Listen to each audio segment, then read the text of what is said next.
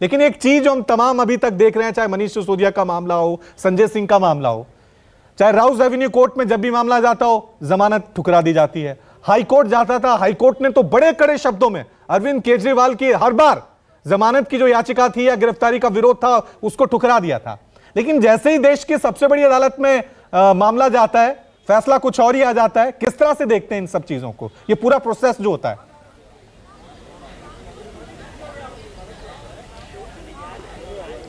रवि, आपने जो सवाल पूछा है थोड़ा सा एकेडमिक सवाल है। इसको ऐसे समझिए कि निचली अदालत में अदालतें जब फैसला सुनाती हैं तो वहां पर केवल और केवल आईपीसी सीआरपीसी एविडेंस एक्ट के आधार पर फैसला आता है।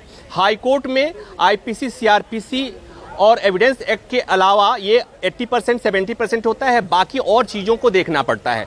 सुप्रीम कोर्ट में आने के बाद सुप्रीम कोर्ट चूंकि देश का एक संवैधानिक कोर्ट है तो वहां पर जजेज तमाम परिस्थितियों को देखने की कोशिश करते हैं। जैसे मिसाल के तौर पर अगर मैं बात कहूं कि अगर सुप्रीम कोर्ट ने कहा अरविंद केजरीवाल के मामले में कि एक असाधारण परिस्थिति है जहां पर एक मुख्यमंत्री गिरफ्तार है, चुनाव प्रत्येक 5 साल बाद होते हैं, ये वाली जो फीलिंग है, ये वाली जो फाइंडिंग है, ये सामान्यतया हाई कोर्ट के जजेज नहीं कहते हैं।